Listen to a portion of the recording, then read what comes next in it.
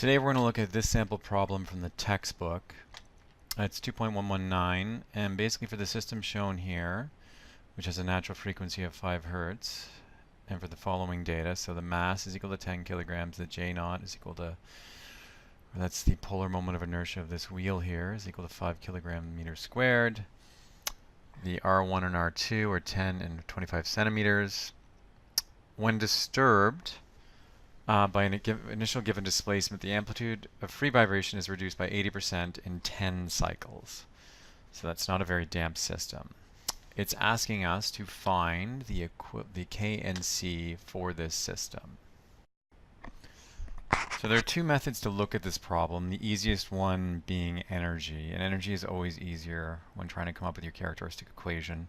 I'll cover both, but to start, let's just look at energy. So recall, to find the equivalent mass of a system, we think about 1/2 MEQ x dot squared, which is the equation for energy. And then we start to look at each individual mass, and through a series of substitutions, we can convert this into one equivalent mass for the system. So just looking at the mass of 10 kilograms, we know that 1/2 m x dot squared equals the energy of this. It's a little different when the mass is rotating, such as this one right here. We have 1/2 J naught theta dot squared. And so for this problem, we're going to look at it in terms of theta dot. So what does theta dot, how does the rotation of this relate to this? Well, if you think about it, theta R2 is equal to x. If I consider this my x right here. So if we sub this into here, which if you differentiate, the relation continues. Theta dot R2 is equal to x dot. So the geometric relationship for distance extends to velocity. So if we sub back in, we get 1/2 MEQ x dot squared equals 1/2 m, and then we're going to square this term right here. So it's theta dot R2 squared plus 1/2 J theta dot squared. Okay, so we're just going to pull the theta dot squared out. So we're going to pull the 1/2 out of both. We're going to move the theta dot over here. And then we're going to be left with R2 squared m plus, make that J naught. Sorry, J naught.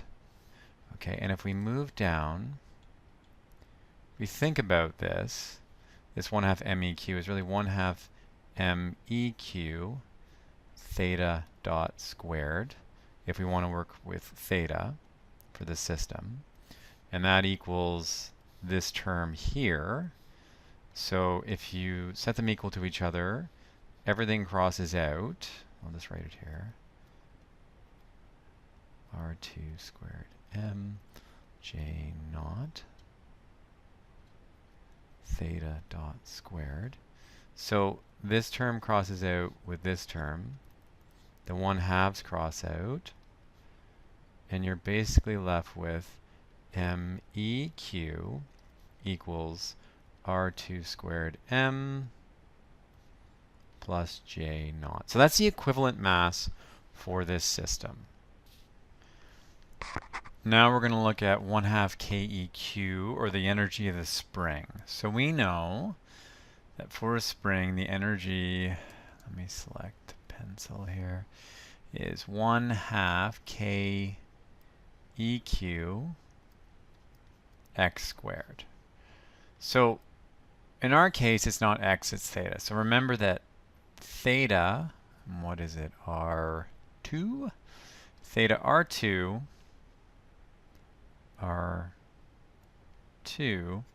is equal to this x term. So really it's 1/2 k, and this whole term here is squared. So it's theta R2 squared, which is equal to 1/2 k, let me really you want the r2 squared, 2 squared, theta squared. And really, this is this term here is you can think of this as theta. And once you do that, you can, it really is a displacement. And so once this is really also equal to theta, then the thetas cross out, and your KEQ, the 1/2s cross out too. So these 1/2s cross out, the thetas cross out here, or the displacements, once you've equated them, is equal to K R2 squared. Let me write that again. K R2 squared is your KEQ.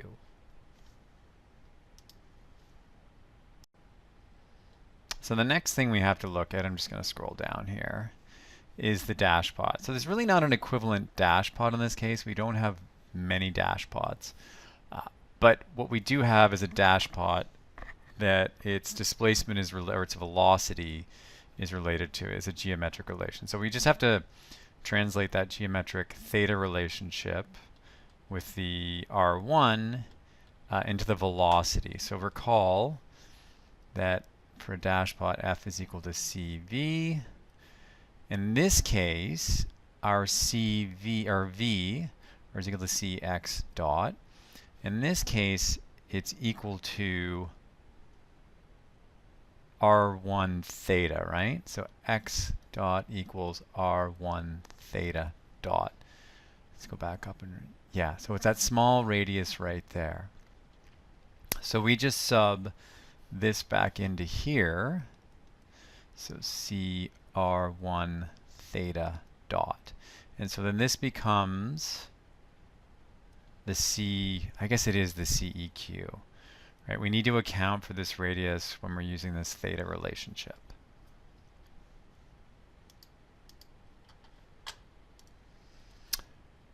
Now we want to go back and recall our, just plug our equivalent M, our equivalent C, our equivalent K into this equation here, right? So we've got M theta dot dot plus C theta dot plus K theta equals 0. And I guess in retrospect, really this term here when we're dealing with rotation is a J naught.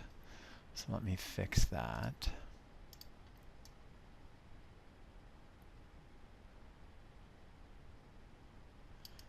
Okay. So that is equal to J, really it's a J naught equivalent. So what are those terms equal to? So if we remember, if we go back here, this is our M, this is our MEQ, this is our K, and this is our CEQ, or the equivalent C of the system. So that equals, well, if we write this out here, we've got MR2 squared plus J naught, all times theta dot dot, plus this term right here, C1 R1 theta dot, or the rotational speed, plus the equivalent K, which is this term right here. Okay, plus K R2 squared theta equals 0. So there we have the equivalent, I guess, the equation of the system. And if we sub all the terms in, we get 5.625 kilogram dot meters squared theta dot dot. C1 R1, the R1 is 0.1 meters, so it's plus 0.1 meter. C theta dot plus K 0.25 meters squared theta equals 0. So that's the characteristic equation. And I now realize that that's not really a C1. Okay. So that is the equation of the system. So what were we originally asked? We were asked to find the K and the E, the K and the C for this system. So I'm just going to scroll down. Just going to draw a line here.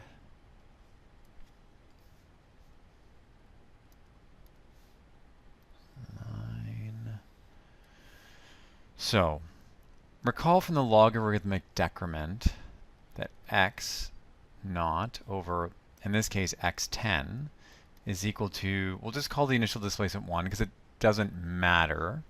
But really it's 1 over an 80% reduction in amplitude, which equals 1 over 0.2, which is equal to 5.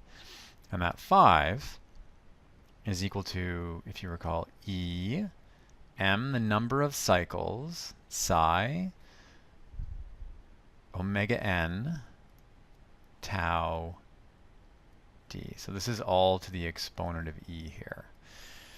So we know the omega n for this system is equal to 2 pi, the natural frequency, which in this case is 2 pi bracket 5 hertz.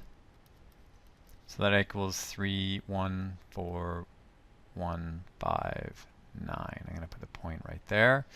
Basically 10 pi. And the tau d is really 1 over Fn, which is really 2 pi over omega d. But what's omega d? It's 2 pi over omega n 1 minus psi squared. So if you think about this, omega n is equal to 10 pi. This is 2 pi. So this really simplifies down to 2 over 10, which is 0.2, over the square root of 1 minus psi squared. So this is your tau d term. And that's your tau d term there. So we can sub this into this equation here. If we take the log, we'll end up with an equation that we can basically solve. So the ln of 5, this 5 here, ln of 5 is equal to m psi omega n tau d, which is equal to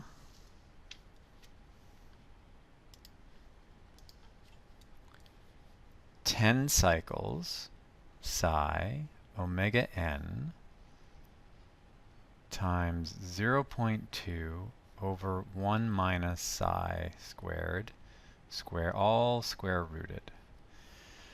So you can see from this equation, we know this, we don't know this, and that's the same term there. So through a series of substitutions, we can bring basically ln 5, bring the 10 and the omega n over, 10 omega n equals 0.2 over the square root of 1 minus psi squared.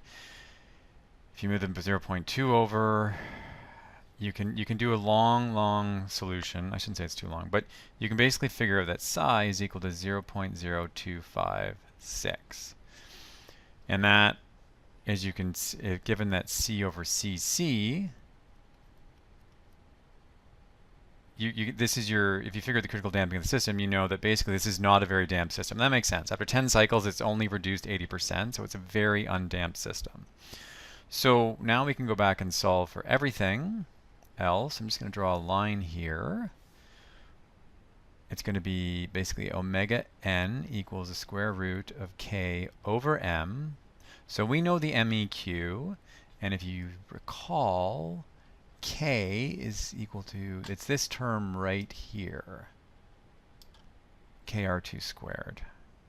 Okay, so that equals 0.25 squared k over 5.625, all that square rooted. You can go through the mathematical exercise, but basically k is equal to 8.8826 times 10 to the 4th newtons per meter. Okay, and lastly, psi equals C over CC. And what does CC equals? C over 2MEQ omega n, which is equal to, recall the 0.1 C, right? This term right here.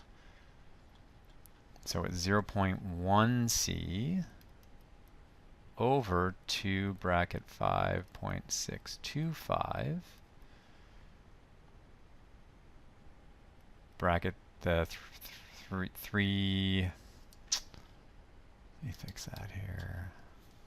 31.459 or 159 10 pi.